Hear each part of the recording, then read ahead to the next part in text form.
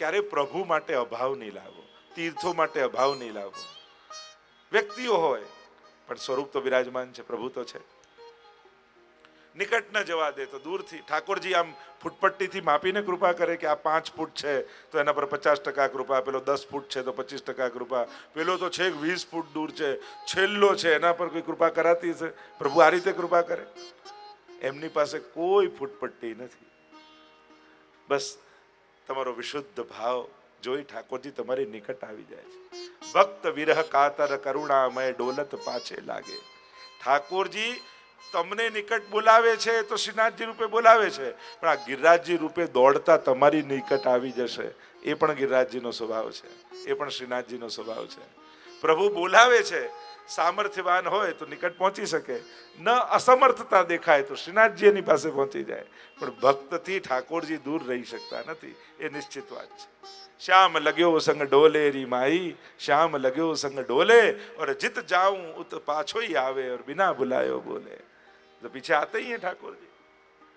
તો આ બંને કથા છે, બોલાવવાની કથા છે અને દોડી જવાની એ કથા છે. ઠાકોરજી તો બંને લીલા કરે. વિરુદ્ધ ધર્માશ્રયતા આમાં પણ છે, કૃપા કરવામાં પણ. પહેલા કોશિશ કરશે, આવ આવ આવ આવ, પ્રભુ ક્યાંથી આવું, આટલા બધા બંધન છે. ચલ તું ના આવી શકે ને તો હું તારી પાસે આવું છું. અને પ્રભુ કોઈ ને કોઈ રસ્તો ભક્ત પાસે પહોંચવાનો ગોતી જ લેતા હોય છે. જો એક સાધારણ જીવ અને ભગવાનમાં ફરક એટલો જ છે, માણસ કારણો ગોતતો હોય છે કે કયું કારણ મળે ને આનાથી સંબંધ તોડી નાખું, અને પ્રભુ કારણ ગોતતા હોય છે કે એક નાનું કારણે મળે ને તો આની જોડે સંબંધ જોડી નાખું. પ્રભુ અને જીવમાં ફરક એટલો જ છે. એક નાનકડી વસ્તુને પણ નિમિત્ત બનાવીને ઠાકોરજી કૃપા કરી નાખે, અને માણસ નાનકડી વસ્તુને નિમિત્ત બનાવીને વર્ષોના સંબંધો તોડી નાખે. આ જીવ અને પ્રભુમાં ફરક છે. એટલે પ્રભુ ક્યારે કઈ વસ્તુનું કારણ બનાવી લે ને. આપણે ત્યાં એવી કથા આવે કે ગિરિરાજજીના શ્રીનાથજીના મંદિરની પાછળ એક પ્રેમી અને પ્રિયતમા બંને બેઠા હતા, અને પોતાની પ્રિયતમા માટે પેલો પાન બનાવતો હતો. એનો પ્રિયતમને ચૂનો લગાવતો હતો પાનમાં, અને આંગળીમાં ચૂનો વધ્યો તો મંદિરની દિવાલમાં એક તિરાડ હતી. તો હું કહે ચૂનો શું કરતો, તિરાડમાં ભરી તોય શ્રીનાથજી બાબાએ કૃપા કરી નાખી કે તે તો અમારી આટલી સેવા કરી, મારા મંદિર બાંધવાની, મારી તિરાડ ભરવાની. તો કથાઓ તો એવી પણ કે છે, અજાણે અધર્મી નાહી ગયો તો એ માએ કર્યો ઉધાર. આ તો એવી વ્રજની લીલાઓ છે. આ વ્રજાધીપની વિશેષતા જ આ છે કે જીવે વિચાર્યું ન હોય અને ઠાકોરજી એને સેવા માની એના ઉપર કૃપા કરી લે. આ જ વ્રજાધીપની કૃપા છે. તો અહીંયા આ ગિરિરાજ બાબા પધાર્યા બ્રજમાં, શ્રાપ લાગ્યો, ઋષિ તો ગયા, પણ ગિરિરાજજીને પધારવું હતું બ્રજમાં, ને બ્રજમાં આવીને બિરાજ્યા. એવી અનેકવિધ પ્રકારની કથાઓનું વર્ણન કરવામાં આવ્યું. ગિરિરાજ બાબા એ તો સાક્ષાત ભગવદી છે. આપણે ગુસાઈજીનો પ્રસંગ આવે છે ને કે પેલા વૈષ્ણવને પૂછ્યું કે સૌથી મોટું તીર્થ કયું, સૌથી મોટી નદી કઈ, સૌથી શ્રેષ્ઠ પર્વત કયો.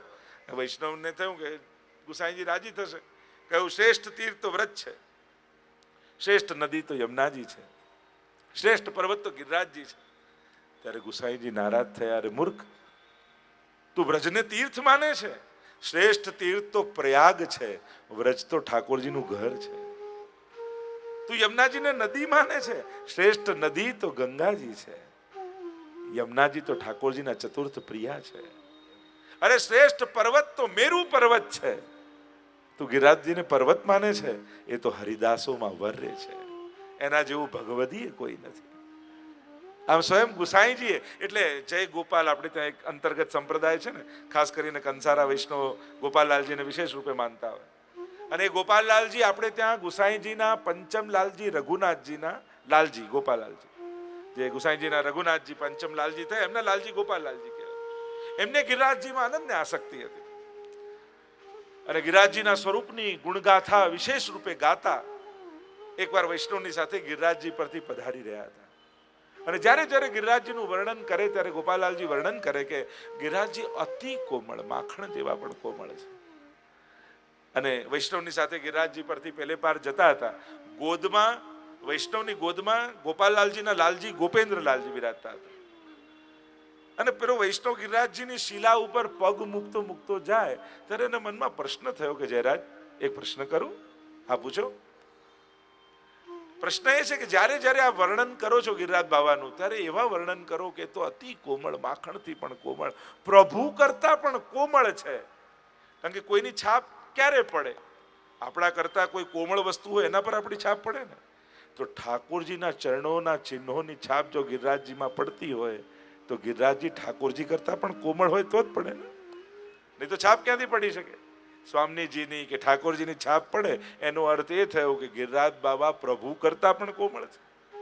તો જ્યારે જ્યારે વર્ણન કરો છો ત્યારે આ વર્ણન કરો છો, અને હું તો પગ મૂકું છું તો મને તો શિલા જેવું લાગે, પથ્થર જેવું લાગે છે. તો કૃપાનાથ, એ કોમળતાનો અનુભવ મને કરાવો ને. અને જ્યાં આટલું પ્રશ્ન એમણે કર્યો એટલામાં જ એમની ગોદમાં ગોપેન્દ્રજી હતા, એમણે શિલા ઉપર કૂદકો લગાવ્યો, અને કૂદકો લગાવ્યો ને કમર સુધી ઘૂસી ગયા શિલામાં, અને એમને સાક્ષાત અનુભવ કરાવ્યો કે આ દેખાય છે શિલા, પણ આ તો માખણ કરતા એ કોમળ છે. એવા ગિરિરાજ બાબા બિરાજમાન છે, અને એમને પ્રગટ નેત્રોથી ગિરિરાજ બાબાની કોમળતાનો અનુભવ કરાવ્યો. એવી એવી ગાથાઓ અને કથાઓ ગિરિરાજજી માટે પ્રસિદ્ધ છે. શ્રી ગિરિરાજ બાબા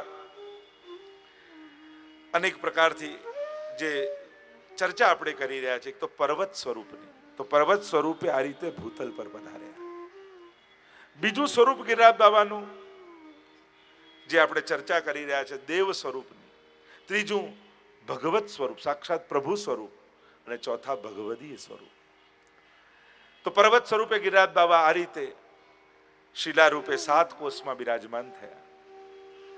ગિરિરાજ બાબાની 7 કોષની પરિક્રમા, અને ગિરિરાજ બાબામાં હાલમાં 3 શિખર, એટલે કે 3 સ્થાનની મહત્તા ગિરિરાજજીમાં. શિખર, કંદરા, એટલે કે કંદરાની ભીતરનો વૈભવ, લીલા, આખું લીલા પરિકર જે ગિરિરાજજીની. આપણું ગોલોક ધામ આકાશમાં ક્યાંય બીજે નથી. વૈષ્ણવોનું ને વ્રજભક્તોનું ગોલોક ધામ પ્રગટ ગિરિરાજજીની ભીતર છે. અને એટલા માટે મહાપ્રભુજીએ જ્યારે લીલા કરી, આપણે આસુરવ્યામો લીલા કહીએ ને, તો સાધારણ જે આધ્યાત્મિક જીવો હતા એમને સૂર્યમાં તેજપુંજ સમાયેલું દેખાયું, પણ જે લીલાના જીવો હતા એમણે સાક્ષાત પોતાની આંખે જોયું કે તેજપુંજ સૂર્યથી અથડાઈ અને ગિરિરાજજીની ભીતર પ્રવેશ કરી ગયો. એટલે કે સદેહ શ્રી મહાપ્રભુજીએ ગિરિરાજજીની ભીતર પ્રવેશ કર્યો. અને ગુસાઈજીના ચરિત્રમાં તો પ્રસિદ્ધ જ છે.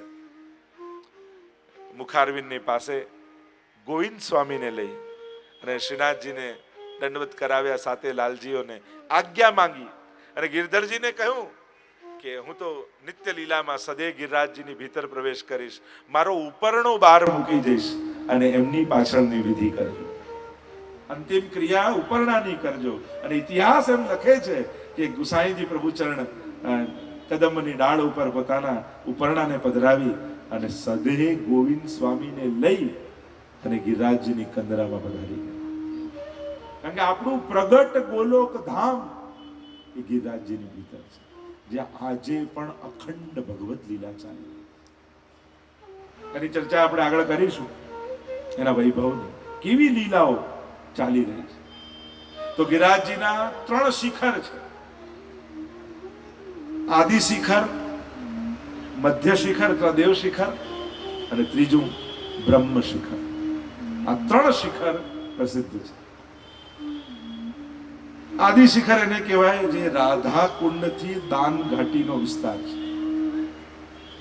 એટલે રાધા કુંડથી દાન ઘાટીના વિસ્તારમાં જો ગિરિરાજજીની ભીતર ઠાકોરજીએ લીલા કરી ગિરિરાજજીની તરેટીમાં, પણ સારસ્વત કલ્પમાં ક્યાં કરી, આજે ક્યાં લીલા ચાલી રહી છે, અને ભવિષ્યમાં ક્યાં લીલા થશે, આ 3 શિખર નિર્ધારિત કરે છે. તો આદિ શિખર એટલે કે રાધાકુંડથી દાન ઘાટીનો જેટલો વિસ્તાર છે, સારસ્વત કલ્પમાં ઠાકોરજીએ ત્યાં લીલાઓ કરી, ત્યાં ગિરિરાજજીની તરેટીમાં. આ દેવ શિખર જેને મધ્ય શિખર કહીએ છીએ, એ છે ગોવર્ધનથી સુરભીકુંડ સુધીનો વિસ્તાર, કે જ્યાં આજે લીલા થઈ રહી છે. અત્યારે સાક્ષાત લીલાનો અનુભવ આપણે ત્યાં કહેવાય કે આ મધ્ય શિખર જેને દેવ શિખર કહીએ, એટલે કે ગોવર્ધનથી સુરભીકુંડ સુધીનો જે વિસ્તાર છે ત્યાં આજે ઠાકોરજી લીલા કરી રહ્યા છે. અને બ્રહ્મ શિખર, અને બ્રહ્મ શિખર જ્યાં ભવિષ્યમાં લીલા કરશે એ છે સુરભી કુંડથી લઈને અપ્સરા કુંડ સુધીનો વિસ્તાર છે, ત્યાં ભવિષ્યમાં લીલા થશે. એટલે આપણે એમ કહ્યું કે શ્રીનાથજી બાવા પધારશે પાછા બ્રજ, અને ક્યાં શ્યામ ઢાકના વિસ્તારમાં, ત્યાં પાછા એ વિસ્તારમાં ઠાકોરજી બિરાજશે એમ કહીએ છીએ. હવે પ્રેક્ટિકલી વિચાર કરજો, ઠાકોરજી કોઈ લીલા કરે ને એના પહેલા પોતાની વ્યવસ્થા પણ કરતા. હવે નાથદ્વારા છે રાજસ્થાન સ્ટેટમાં, વ્રજ છે યુપીમાં. હવે કોઈ સ્ટેટ વાળા પોતાના આવા ઈષ્ટ સ્વરૂપને બીજા સ્ટેટમાં જવા દે? કોઈ બદલવા દે? પ્રેક્ટિકલી કાયદાકીય રીતે જુઓ, પણ આજે પણ શ્યામ ઢાકનો વિસ્તાર એ રાજસ્થાન સ્ટેટમાં આવે છે. ઠાકોરજી કીધું કે હું ત્યાં પધારીશ, એટલે ઠાકોરજીને સ્ટેટ પણ ચેન્જ નહીં કરવું પડે અને વ્રજવાસ પણ થઈ જશે. હવે જ્યારે રાજ્યોના ભાગલા પડતા હતા ત્યારે કોઈ પુષ્ટિ માર્ગી એમાં હતું કે જેણે શ્રીનાથજીનો ઇતિહાસ વાંચ્યો હોય અને શ્રીનાથજીની આજ્ઞાને વાંચી હોય કે હું પાછો વ્રજમાં આવીશ ને ત્યાં વ્રજવાસ કરીશ? એટલે પ્રભુ વ્રજમાં પણ આવી જશે અને એમણે રાજસ્થાન છોડવું નહીં પડે. એટલે પ્રભુ પોતાની વ્યવસ્થા પોતે કરતા હોય છે. એટલે ભવિષ્યમાં બ્રહ્મ શિખર ઉપર લીલા થશે. તો આમ 3 શિખરની મહત્તા છે. એ જ રીતે તળેટીની મહત્તા આપણે ત્યાં બતાવવામાં આવી. અને આ તળેટીની મહત્તા, ગોલોક ધામમાં પ્રવેશવા માટે 8 દ્વાર છે કે જ્યાંથી પ્રવેશ થાય છે. અને આપણા અષ્ટ સખાઓ એ 8 દ્વારના મુખિયા છે. જો આપણે ત્યાં 5 સ્વરૂપ ગિરિરાજજીના માનીએ છીએ, જ્યારે ગિરિરાજજીની ચર્ચા કરવા નીકળ્યા છીએ તો 5 સ્વરૂપ ગિરિરાજજીના, તો સ્વરૂપ 5 અને દ્વાર 8. આ 2 કંઠી તમે કયા 2 મંત્રની દીક્ષાથી લો છો? અષ્ટાક્ષર અને પંચાક્ષર. એક અષ્ટાક્ષર શ્રી કૃષ્ણ શરણમ મમ 8 અક્ષર છે. આ એક અક્ષર એક દ્વારના તમને અધિકાર સંપાદન કરાવે છે. શ્રી કૃષ્ણ શરણમ મમ, આ 8 અક્ષર બોલો છો તો તમારી 8 દ્વારની પરિક્રમા થાય છે ગિરિરાજજી. સાક્ષાત શ્રી એટલે સ્વામીજી, કૃષ્ણ એટલે ઠાકોરજી, અને એ જ્યાં અખંડ વિહાર કરે છે એ ગિરિરાજજીની તળેટીમાં શરણમ મમ.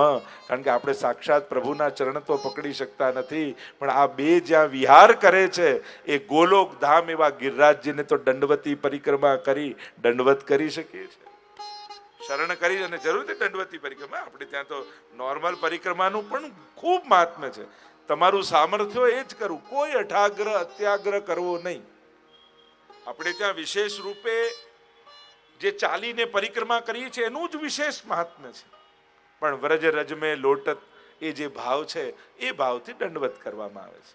યા પછી અષ્ટાક્ષરના પરમ ફલને પ્રાપ્ત કરવા શરણમ મમ, હું સાક્ષાત શરણાગત, મારું શરણ છે એ એક દંડવતમાં એક અષ્ટાક્ષરને સિદ્ધ કરવા માટે આપણે દંડવત કરીએ. એવો પણ એક ભાવ આપણે, એમ તો બ્રહ્માજીની સ્તુતિ આદિમાં યા બ્રહ્માજીના વર્ણનમાં કે અપરાધ કર્યો ત્યારે દંડવત કરતા, વારંવાર દંડવત કર્યા એવો ઉલ્લેખ ભાગવતમાં આવે છે કે ફરી ઊભા થાય ને ફરી દંડવત કરે, ફરી ઊભા થાય ને ફરી દંડવત કરે અને ક્ષમા માંગે. એનો પણ એક પ્રમાણ આપે છે દંડવતનો. એ રીતે ઇન્દ્ર પણ દંડવત કરતા આવ્યા, એનો પણ એક. પણ આપણે એવો કયો પરીક્ષા કે આપણે કયો અપરાધ કર્યો છે કે માફી માંગવા માટે દંડવત કરવી પડે? આપણો ભાવ ક્ષમા માંગવા માટે નથી, શરણાગત થવા માટે. વારંવાર વ્રજ રજમાં સ્પર્શ કરાવવા માટે. જેમ યમુનાજીના પાનથી સકલ ગાત્ર જય સંગમ, તમે પાન કરો તો સકળ ગાત્રોનો સંગમ પ્રભુ સાથે થાય છે. એમ જ તમે દંડવત કરો ત્યારે સકલ ગાત્ર જય સંગમ, આપણા સમસ્ત દેહના રોમ રોમનો ઠાકોરજીના ચરણોનો સ્પર્શ જે રજને થયો છે એ રજ સાથે સમાગમ થાય છે. કારણ કે યમુનાજી પણ રજનું મહાત્મ્ય છે અને ગિરિરાજજીમાં પણ રજનું મહાત્મ્ય છે. સ્ફુરદ અમંદ રેણુ ઉત્કટામ, યમનાષ્ટકમાં બોલીએ જેમાં જલ કરતા પણ રજ અધિક છે. પણ ત્યાં રજનું પાન કરો છો જલ સાથે અને અહીંયા રજનો સ્પર્શ કરો છો દંડવત સાથે, વંદન સાથે યા ચાલીને. દંડવતી પરિક્રમાનો તો વિશેષ રૂપે પાછળથી ક્રમ છે. અને આપણે ત્યાં દંડવત જેમ બ્રહ્માજી અને ઇન્દ્રજી એમ આપણે ત્યાં ઉદ્ધવજીની પણ વંદે નંદ વજસ્ત્રીણામ પાદ રેણુમ અભિક્ષણ સહ યાસામ હરિકથોદગીતમ પુનાતિ ભુવનત્રયમ. અક્રૂરજી લોટ્યા ચરણના ચિહ્નો જોઈને વ્રજરજમાં એ પણ એક ભાવ છે કે ડગલે ને ડગલે અહીંયા ઠાકોરજી ચરણારવિંદ પધરાવ્યા છે અને એમના ચરણ ચિહ્નોના ભાવ કરી અને ત્યાં આળોટવું એ પણ દંડવતીનો એક ભાવ છે.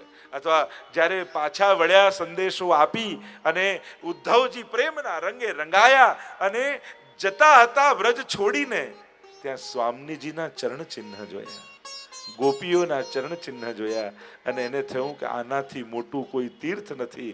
વ્રજનું ફળ ક્યાંક હોય તો આ ગોપીઓની ચરણ રજમાં છે. અને આશા મહો ચરણ રેણુ જુષા મહમ શ્યામ, કે કોઈ ગુલમલતા ઔષધિ મને બનાવો. અને સાષ્ટાંગ દંડવત કરી રજમાં આળોટી અને કહ્યું વંદે નંદ વજસ્ત્રીણામ પાદ રેણુમ અભિક્ષણ સહ યાસામ હરિ કથોદગીતમ પુનાતિ ભુવનત્રયમ. જે ત્રણેય ભુવનોને પાવન કરી રહી છે એવી ગોપીઓની ચરણ ધૂળીને હું વંદન કરી રહ્યો છું. આ પણ એક ભાવ દંડવતીનો આપણે કરી શકીએ, દંડવત વંદનનો કરી શકીએ. અને એક વાર કરાય કે 1000 વાર કરાય કે આ જીવન દંડવત કરાય, એને તો દંડવત. જો આપણે ત્યાં બે શબ્દ છે, એક દંડવત અને એક દંડવત. સાચો ભાષાકીય જો શબ્દ કહેવા જાઉં ને, દંડનો અર્થ થાય શિક્ષા અને દંડ કરો એમ કહેવાય, અને દંડનો અર્થ થાય લાકડી. એટલે સાચું જો ભાષાકીય રીતે શુદ્ધ બોલવું હોય તો કહેવાય દંડવત. ડ પ્રયુક્ત થાય તો દંડ થાય, નહીં તો દંડ થશે.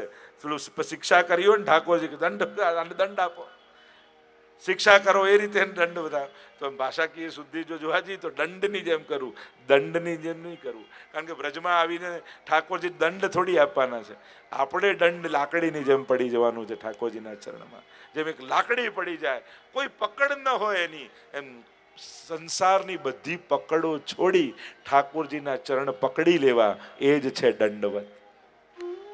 લોકોએ જે પકડો રાખી છે ને એ પકડોથી છૂટ મુક્ત થઈ અને પ્રભુના ચરણોને આપણે પકડવા, એ જ દંડવત.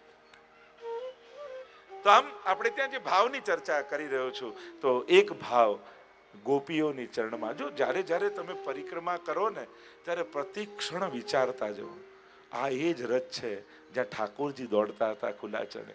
આ એ જ રથ છે જ્યાંથી રાધાજી, લલિતાજી, ચંદ્રાવલીજી, વિશાખાજી પધારતા. આ એ જ રથ છે જ્યાંથી સમસ્ત ગોપીજનો, ગ્વાલ બાલ, ઠાકોરજીની ગાયો રોજ પધારતી. આ રજનો એને સ્પર્શ થયેલો છે.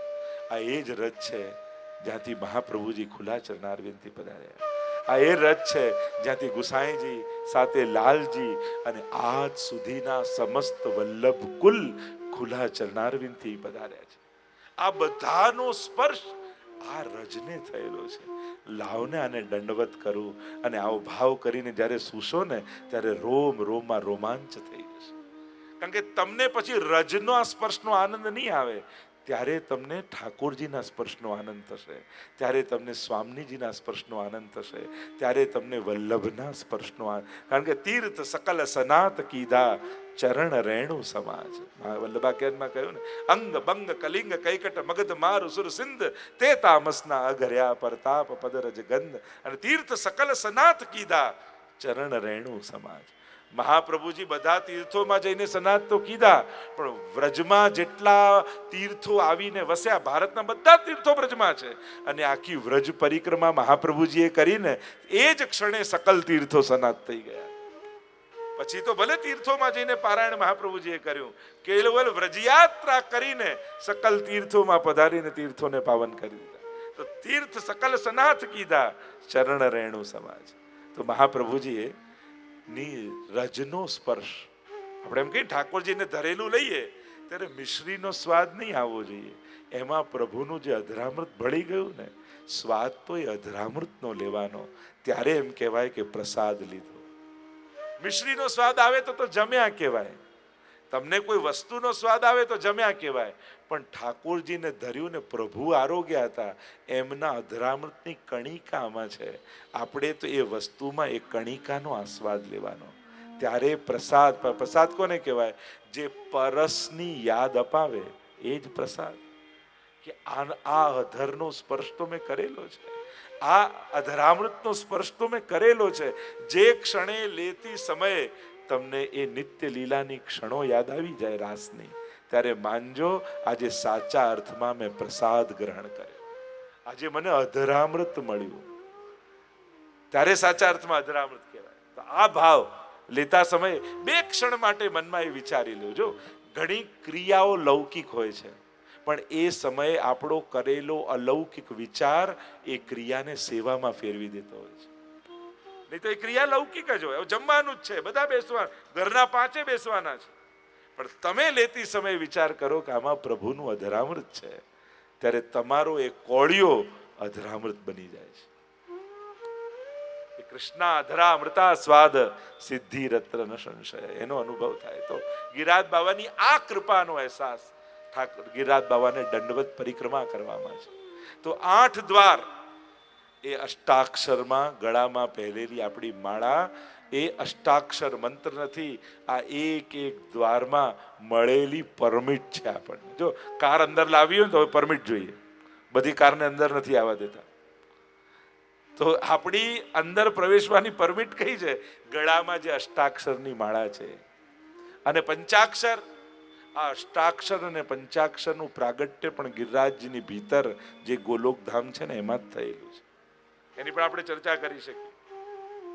અને પંચાક્ષર એ ગિરિરાજ બાવાના 5 સ્વરૂપોને અનુભવ કરાવવા માટેનો અધિકાર આપે છે આપણને. અને 5 સ્વરૂપ કયા? તો પહેલું કહ્યું ગિરિરાજ બાબા રત્ન જડિત ગિરિરાજ રૂપે છે. બીજું સ્વરૂપ ગિરિરાજજીનું ગાયનું. ત્રીજું સ્વરૂપ ગૌર ભુજંગ સર્પનું સ્વરૂપ. ચોથું સ્વરૂપ એ ગ્વાલનું સ્વરૂપ. અને 5મું સ્વરૂપ એ સિંહનું સ્વરૂપ. આ 5 માંથી કોઈ એક સ્વરૂપે રૂપે ગિરિરાજ બાબા દર્શન આપે. તો રત્ન જડિત ગિરિરાજજી શેના માટે છે? તો કે સ્વામીજીના ચરણમાં જે રત્ન છે ને એમાંથી ઠાકોરજી એમને રચના કરી છે, એટલે એ રત્નને કારણે રત્નમય છે. કૃષ્ણદાસ મેઘને એકવાર વિનંતી કરી, માનસી ગંગા પાસે મહાપ્રભુજી વિરાજેલા છે, અને વિનંતી કરી ગોવિંદ કુંડની પાસે, અને કહ્યું કે જરા જ આપ આજ્ઞા કરો છો કે ગિરિરાજ બાવા તો રત્ન જડિત છે, અમને કેમ અનુભવ થાય? ત્યારે આજ્ઞા કરી કે અષ્ટાક્ષરનો મંત્ર જપતા જપતા સામે જે કંદરા છે એમાં પ્રવેશ કરી જાઓ. અને જ્યાં પ્રવેશ કર્યો અષ્ટાક્ષર જપતા જપતા અને રત્ન જડિત ગિરિરાજ બાવાનો અનુભવ થયો. તો આમ રત્ન જડિત ગિરિરાજ બાવા છે, ત્યાં રત્ન ધાતુ ગિરિરાજે, એટલે જ ગોપાલદાસજીને અનુભવ થયો છે રત્ન જડિત ગિરિરાજ બાવા છે. બીજું સ્વરૂપ ગિરિરાજજીનું ગાયનું. ગાયનું સ્વરૂપ ગિરિરાજ બાવા કેમ ધારણ કરે છે? કે ઠાકોરજી અને સ્વામીજી રોજ રાતના જ્યારે નિવાસ કરે કંદરામાં, એકબીજાના શૃંગાર ધરે, ચરણમાં મહાવર ધરાવે, અને સવારનો સમય થાય આવત લાલ ગોવર્ધન ધારી, પ્રાતઃકાલ એકબીજાના કંધા પર હાથ રાખી યુગલ સ્વરૂપ પધારે છે ગિરિરાજજીની કંદરાથી બહાર, અને પછી પોતપોતાના આલયમાં પધારે. અને ત્યારે પોતપોતા એકબીજાના શણગાર કર્યા હોય, અને શણગાર કર્યા હોય તો 16 શણગાર છે ને 12 આભરણ છે. એટલે કે કાજલ, બિંદી, મહાવર આ ચરણમાં લગાવે, ચિત્રિત કરે, કેસર કુમકુમ લગાવે, એને આભરણ કહેવાય. અને પહેરવાનું હોય નથ કુંડળ, એને શણગાર કહેવાય. એટલે યમુનાજીની આરતીમાં ગાઈએ છે ને, 16 શણગાર સજ્યામાં અને આભરણમાં ઉભો છો. આખું રાસનું જ વર્ણન છે ને. જ્યારે યમુનાજી 16 શણગાર ને 12 આભરણ સજી અને જે રીતે રાસમાં પધારે, તો હમણાં એનો વિસ્તાર નથી કરતો. તો જ્યારે બહાર પધારે છે ત્યારે કુમળું કુમળું ઘાસ ઉગ્યું હોય છે ગિરિરાજજીની તરેટીમાં, અને ચરણમાં કુમકુમ અને કેસરથી ચિત્રકારી કરી હોય. ચરણના પેલામાં ચરણ ચાપત નંદલાલ, ઠાકોરજી ચરણનું ચિહ્ન શેનું છે? તો કે સ્વામીજીના ચરણને કુમકુમ લગાડી અને ઠાકોરજી મસ્તક પર લગાવે એટલે ઠાકોરજીનું તિલક થઈ જાય. પ્રભુને ચરણનું ચિહ્ન છે ને, આપણે ચરણની ભાવના. તો સ્વામીજીનું ચરણ, ચરણ ચાપત નંદલાલ. તો એ જે ચરણમાં કુમકુમ કેસર હોય ત્યારે બહાર પધારે ને કંદરામાંથી અને ગિરિરાજની તરેટીમાંથી થઈને પધારે, ત્યારે કુમળા કુમળા ઘાસ ઉપર કુમકુમ કેસર લાગી જાય, કારણ કે ચરણમાં લાગ્યું હોય. તો ગિરિરાજજીને થાય કે અરે આ કુમકુમ અને કેસર તો રાસના પ્રસાદી છે, અને પ્રસાદી વસ્તુનું સામર્થ્ય એ હોય કે જે લીલાનું પ્રસાદી હોય એ લીલાનો તમને અનુભવ કરાવે. તો આ ઘાસ પર લાગેલું કુમકુમ અને કેસર રાસનું પ્રસાદી એટલે ગાયનું રૂપ ધારણ કરે ગિરિરાજજી. અને સવારે સવારે જે લીલા લીલા ઘાસ પર પ્રસાદી કુમકુમ અને કેસર લાગ્યું હોય ને તો એ ઘાસને ચરતા ચરતા આ કુમકુમ કેસર ગ્રહણ કરી લે અને રાસલીલાનો અનુભવ કરી લે. બીજો અર્થ કર્યો એ ગાયનું. બીજું છે ગ્વાલનું સ્વરૂપ.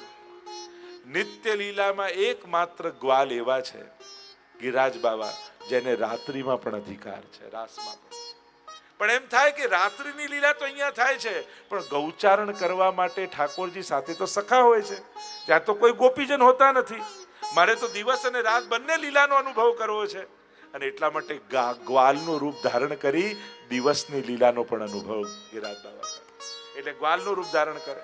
ત્રીજું ભુજંગનું રૂપ ધારણ કર્યું, સર્પનું. શા માટે? કારણ કે જાણે મણિધર કહેવાય ને, સર્પને મણિધર કહેવાય કે જો હું મણિધર સર્પ બનીશ તો જ મારા માથા ઉપર મણિરૂપ શ્રીનાથજીનું પ્રાગટ્ય થશે. કે હું સર્પ અને સર્પના માથે મણિ હોય તો હું સર્પ રૂપે અને મારા માથે મણિરૂપ શ્રીનાથજી પ્રગટ છે. એટલા માટે સર્પનું રૂપ ધારણ કરે.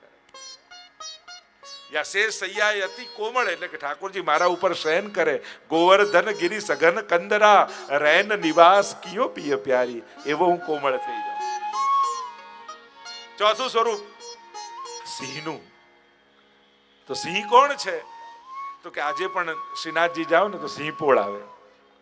અને સિંહપોળ શેના માટે હોય? બે ભાવથી હોય. એક તો ઠાકોરજી બહાર ન જતા રહે એના માટે.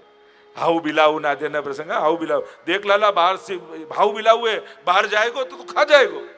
એટલે યશોદાજી ડરાવે ને તો ઠાકોરજી નંદાલયની અંદર જ રહે, બહાર ન જાય. એટલે સિંહ રૂપે ગિરિરાજ બાવા એટલા માટે છે કે ઠાકોરજીને ડરાવીને અંદર જ રાખે, પોતાની બહાર જવા જ ના દે. અથવા એક ભાવ એ બતાવ્યો સિંહનો કે અધિકારીઓને શ્રીનાથજી બાબા હાથ ઊંચો કરીને બોલાવે અને ત્યારે તો શ્રીનાથ ગિરિરાજ બાબા ભગવદી બની હાથ પકડીને અંદર લઈ જાય. અને અનધિકારી ક્યાંક અચાનક આવી જાય ને તો સિંહ બનીને એવી ત્રાડ કરે કે પેલો ગભરાઈને ત્યાંથી દૂર ભાગી જાય કે અહીંયા તો આવા જેવું જ નથી. અને આમ અભક્તો માટે ભય પેદા કરે અને ભગવદીઓ માટે અનુકૂળતા કરી દે. એટલા માટે સિંહનું સ્વરૂપ ગિરિરાજ બાવા ધારણ કરે. તો આમ 5 સ્વરૂપ 5 ભાવથી ગિરિરાજ બાવા બિરાજમાન થાય છે. અને આમ 5 સ્વરૂપ પંચાક્ષરના અને 8 દ્વાર અષ્ટાક્ષરના. એટલે તો આશ્રયનું પદ આપણે બધા સત્સંગ પૂરા કર્યા પછી ગાઈએ છે. ખરેખર આશ્રયનું પદ પૂરું કરવા માટે નથી પણ અધૂરા સત્સંગને પૂર્ણ કરવા માટે છે. જય શ્રી કૃષ્ણ. પ્રિય ભક્તજનો, જે શ્રીના આ વચનામૃત તમને ગમ્યા હોય તો આ વિડીયોને લાઈક કરજો, શેર કરજો અને કમેન્ટ બોક્સમાં જય શ્રી કૃષ્ણ જરૂર લખજો. અને અમારી ચેનલ શ્રી વલ્લભ સત્સંગને સબસ્ક્રાઈબ કરવાનું ભૂલશો નહીં. જય શ્રી કૃષ્ણ.